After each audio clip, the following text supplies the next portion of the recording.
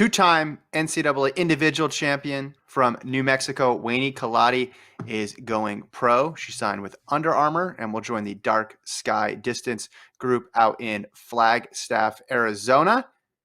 Your first thoughts, your first reactions to this news? Surprised, but also not surprised at the same time. It makes sense. I think she's striking while the iron is hot. She's already accomplished what she wanted. She got her individual title, especially on the cross country scene. So when an offer comes out for her, you can't. It's kind of hard to refuse. It's kind of hard to prioritize another NCAA title over a paycheck and a career in running. Not many people get a career in running. A lot more people will win NCAA titles than sign professional track contracts. So that's a win in itself, being able to get a professional contract. And it looks like she fell in love with the team out in Flagstaff, and she's joining Under Armour, the Dark Sky Distance team. They have a lot of they have another, notable international NCAA 10K runner in Sharon Lokedi. So teaming up with her will be fun for her. She's raced against her multiple times in the NCAA scene, but I like the move for her. She's already done what she needed to do in New Mexico, and now it's on for bigger and better things. And hey, it's hard for international NCAA athletes a lot of times to get contracts, and she got one.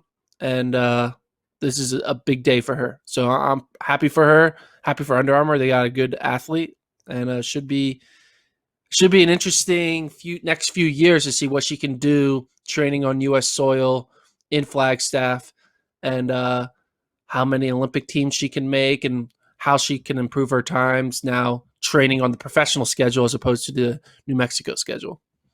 Mm-hmm. And we talked about this before because of the current situation in the world right now. There's so much uncertainty around professional contracts, and it took a while for us to see the first person actually get signed. And I'm sure that just added to her motivation. If a deal is out there, to get it, sign it, make sure you lock something in. We saw 2 NCAA titles for Weini Kelati. I'm guessing we could have seen at least 2 more if she continued throughout her career, possibly maybe 3, 4 with indoor, outdoor, and cross country. She certainly would have been the favorite in this spring cross country championship. We talked about her doing the 5,000 cross country double, then outdoors, obviously the 10,000. She is the reigning champion. She would have been the favorite there too. But her future internationally, she's the fastest person right now in the 5 and 10 in Eritrea. If you go back and you look over the last couple of years, so really all she needs to do to make Olympic teams is hit that standard. So now the focus can completely turn to getting under 15:10 in the 5,000, getting under 31:25 in the 10,000, and then she's on teams. She doesn't need to worry about going through a trials process, and she's going to get that international experience. I think long-term, she's got a really promising future on the roads as well, too. I've said that ever since we went and filmed a workout with her last year, and she dropped both Lincoln and myself when we were riding bikes. Granted, we were not accustomed to the altitude. She was, so I want a rematch at some point. She just looked so smooth, so efficient. When we saw her, I thought this is someone who's going to be good at the roads eventually when she gets to that point.